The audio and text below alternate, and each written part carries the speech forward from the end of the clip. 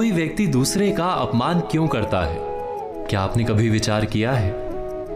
वैसे तो हम भी बिना कारण बहुतों का अपमान करते हैं।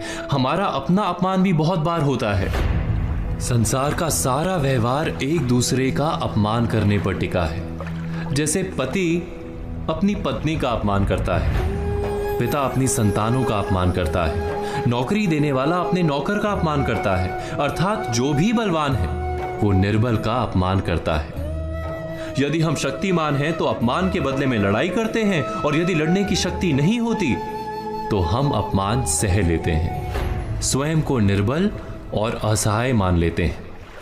हमें छोटे होने का एहसास होता है। ऐसा प्रतीत होता है जैसे हमारी आत्मा कुचली गई हो। किंतु कोई किसी का अपमान क्यों करता है? जब अपमान होता है तो मनुष्य को अपनी निर्बलता का एहसास होता है, और निर्बलता का बोध मनुष्य को कुचल देता है। वो अधिक से अधिक निर्बल बन जाता है, अत्याचार सहने की आदत सी पड़ जाती है, आत्मविश्वास का नाश हो जाता है। और जब आत्मविश्वास नहीं होता तो मनुष्य शराब और जुए जैसे व्यसनों में सुख ढूंढता है, मन से रोगी बन जाता है। आखिर किसी भी मनुष्य की ऐसी दुर्गति कोई क्यों करता है?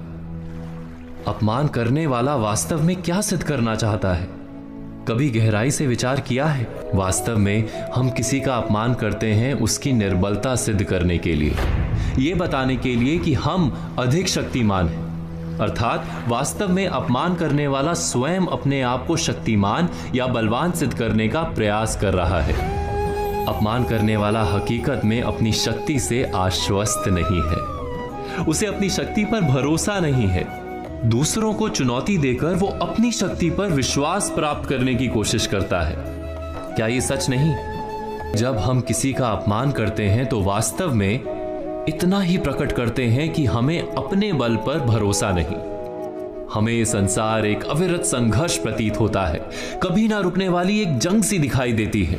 हम अपने निकट आने वाले सभी को प्रतिद्वंदी मानते हैं, फिर वो पति या पत्नी ही क्यों ना हो।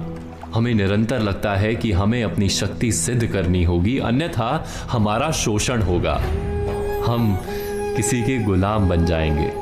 किंतु क्या हमने कभी विचार किया है कि दूसरों को प्रतिद्वंदी अर्थात दुश्मन मानने के बदले कलीग मान लें, हमारी सहायता करने वाले सहयोगी मान लें, अर्थात दूसरे व्यक्ति को प्रेम करें तो उसका अपमान करना आवश्यक ही नहीं होगा।